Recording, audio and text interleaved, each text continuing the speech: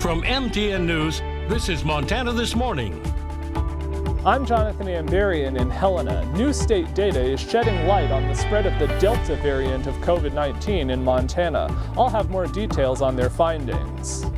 A history lesson in a novel form. I'm Donna Kelly at the Gallatin History Museum, and I'll show you what comes through the eye of a needle on this project. Right at 6:30 on this fantastic Friday. Chet Lehman, Matt Elbow with you here. That was a beautiful shot out there on our It iCam. is We fantastic. do love that. Get out and enjoy that morning while you can. Yeah, air quality good. We do have some good rain showers in a few areas, and here's some good news. Just checked the updated numbers. Oh, it's all green. It's all green. We haven't seen that in a long time That's in southwest awesome. Montana. Yeah, that rain and that cold front actually swept some of that smoke away, at least for the short term. Temperatures into the 50s. We do have some rain showers marching their way back through. They're falling apart pretty quickly, but it's nice to have some rain. Even to be able to talk about the possibility of rain is glorious. So we do have another round of rain as you go into the afternoon. Our daytime high is a little cooler today. You're right, Chet. That is absolutely That's gorgeous. I know. gorgeous. It's absolutely beautiful. 70s for the early part of the afternoon. We do cool things down a little bit as we head into the weekend early next week. We'll talk about that timing of our rain showers, much more in just a little bit. Best part of that rain is my grass is too wet to mow. I won't be able to mow today. Sorry, honey. Sorry, Lynn. There's just no way that's happening. 6:31 now. Our top story this half hour. As COVID-19 cases rise, variants continue to be a cause for concern, including here in Montana. Now, while the Delta variant has been the most talked about recently, the Alpha or UK variant is showing up as well. MTN's Jonathan Amberian talked with the Department of Health and Human Services about what's happening in the Treasure State. Montana leaders sequence COVID samples to determine what variant they come from at several locations, including here at the Public Health Laboratory in Helena. While they can't test every sample, the results they have seen make clear that Delta is becoming the most common variant in the state. You know, it's the dominant strain around the U.S. now as well, so we were expecting that this might come.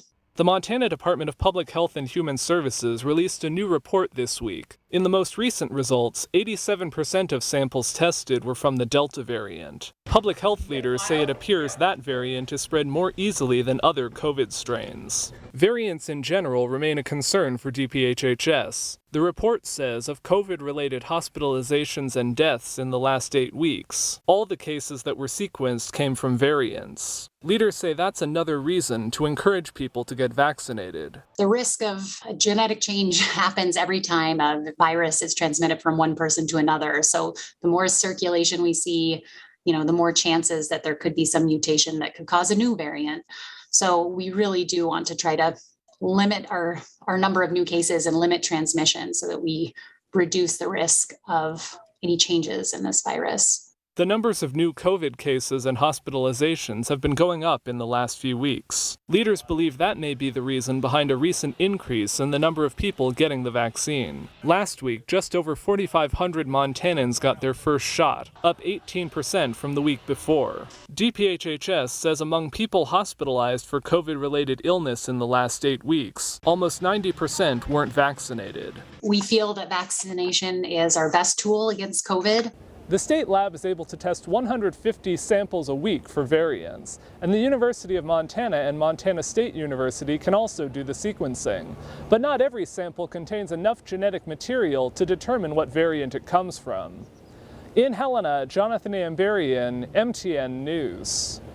Thank you, Jonathan. Now, experts say to expect the Delta variant to surge in many communities over the next few weeks. So what will it take to stop the spread? Newsy's Lindsay Thies has more. More and more across the country, proof of COVID vaccination is a requirement to go indoors. We are asking all customers who come in and hang out to show proof of vaccination. If you're vaccinated, all that's going to open up to you. You'll have the key. You can open the door. Even if proof of vaccination is required, is that enough to stop the spread of the Delta variant? The virus is continually mutating, is continually growing, and the reason it's doing that is because we, as a human species, can't get our act together and stop it in its tracks. We've heard this line throughout the pandemic so far. We are in a race of the COVID vaccines against the variants. And, well, quite frankly, now with Delta, we're losing that race. Because of the way that Delta's mutated, both vaccinated and unvaccinated people can spread the virus. And because of Delta's higher viral load, more people can get sick. Previously, I would have said the vaccinated are less likely to transmit, and that was true, but the data's changed, and that's no longer true. For every single person infected, you're exposing and or infecting 5 to 6 other people. Delta isn't more deadly, but it's still dangerous. Experts expect to see more cases, hospitalizations, and deaths for the next 4 to 6 weeks because Delta infects more people and has a shorter incubation period, meaning someone can be contagious sooner. The perfect mental image is that of, the Charlie Brown character of kind of Pigpen, right? Who always has that cloud just emanating from him in all of the cartoons. And that's like the perfect visual image for someone who's producing a lot of virus. That's where layered protection can help. Think of it like several walls of Swiss cheese. The idea is that one thing, like masking, won't stop virus spread. Same with vaccination or distancing, but adding them all will make a big difference. You want to have layers, and so masking is one of those layers. So for me, trying to get 2 layers of protection at a time. So if it's ventilation, I think that's a layer of protection. Masking is another layer, and then distancing is a 3rd layer. And so and then vaccination is really the 4th layer. That's a relatively new layer for us. Outdoors is safer than indoors.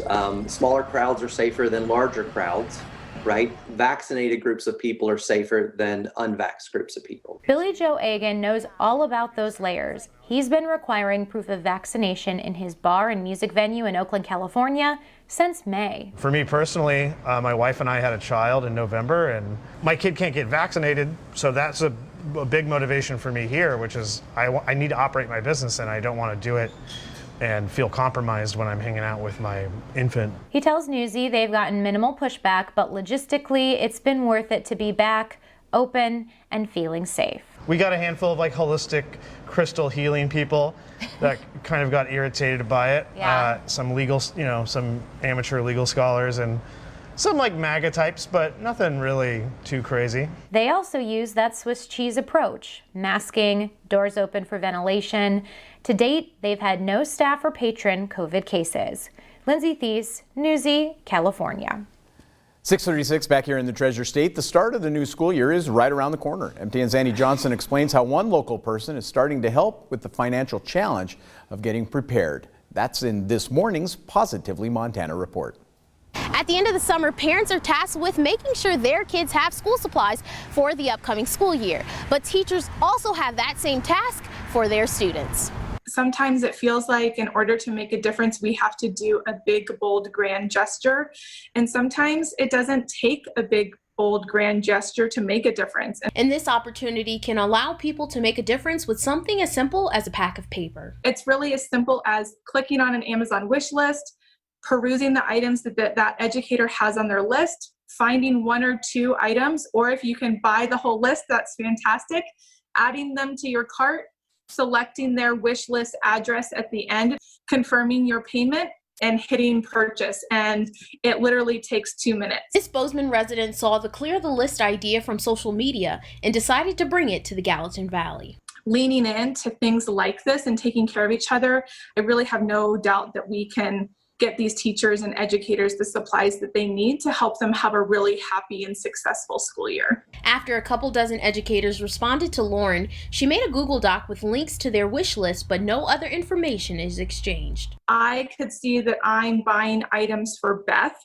I can add them to my cart, I can pay for them, I can have them shipped to her directly, but it doesn't show me the teacher's address. So there is that privacy factor that's built into this process. Whether it's a pack of pencils or the entire list, if you want to donate any of the supplies, you can find the link through this story on our website. Reporting in Bozeman, Annie Johnson, MTN News. Oh, thank you, Annie. 6:38 now. A needle and thread helped to show some of what has happened in Gallatin Valley's history. Here's what MTN's Donna Kelly found at the Gallatin History Museum this week. A needle and thread helped to show what shaped the history in the Gallatin Valley.